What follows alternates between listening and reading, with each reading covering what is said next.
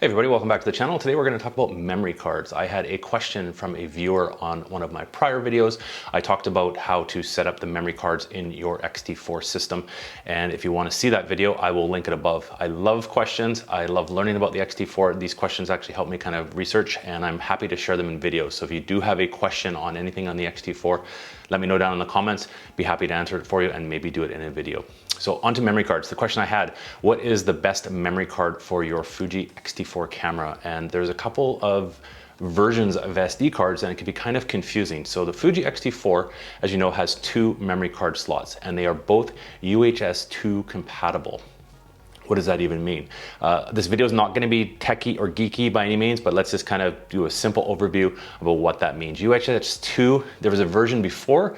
UHS-I makes sense. UHS-II is the latest version. It's also the fastest version. So your memory cards will write faster. So if you're doing things like a lot of burst shooting, maybe some nature photography, have the high speed shooting for stills on, you will definitely benefit from a UHS-II card. If you're shooting a lot of video, and with the video, when I say that, I mean 4K video, you will probably benefit from a UHS-II card as well. If you're just doing casual pictures and some casual video, even with 4K, you can definitely get away with using a UHS-I card. With the UHS-I card though, there's a couple of things to check out that you want to make sure that you have. On the front of the card, you'll see a little U, and on the UHS-Is, you'll want to see there's some versions that say U1, U2, U3. You want to get a card that has a U3 rating. That's the write speed rating.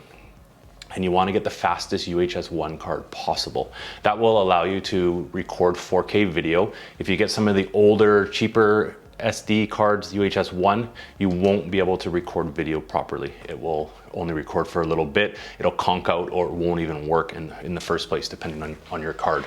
So kind of the decision is up to you. If you can afford to buy a UHS-II card, by all means, go for it. Definitely a lot faster. You won't have any kind of issues with that.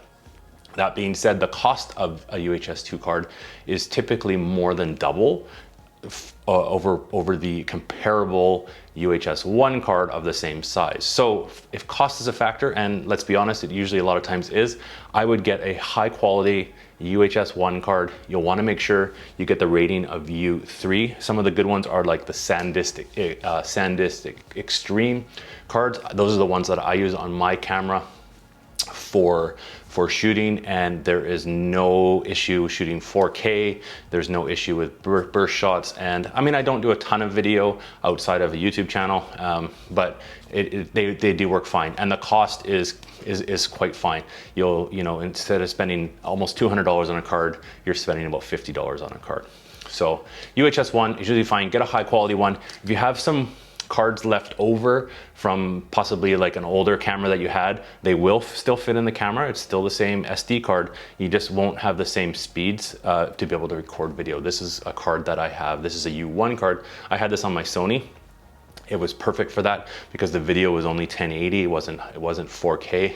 I cannot use this for 4K on the X-T4. So had to get new memory cards. If that being said, if you can only afford one UHS-II, you can have a UHS-II in one card slot. You can have a UHS-I in the other card slot, and then when you have your video set up, you can actually you can choose which card slot you want to record video onto.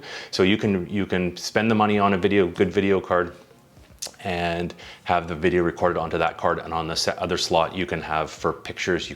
You'll be fine to use a UHS-I card. It's kind of one way to save some money on your card. But I really recommending just buy a couple of good high quality UHS. The cheaper cards, they are fine for shooting video. What usually happens is a lot of times, unless you're professional, you don't want to spend a ton of money, and you can get two cards for the price of one, because these things inevitably either break or get lost. So you don't want to spend too much money on them anyways. Hopefully you found that useful. If you have any questions about this video or any of my other videos on the channel, always leave me a comment. I do appreciate them. I try to respond to every comment, and if I can answer your question in a video, I will happily do that as well. Thanks for watching, everybody. Until my next video, you can check out this one.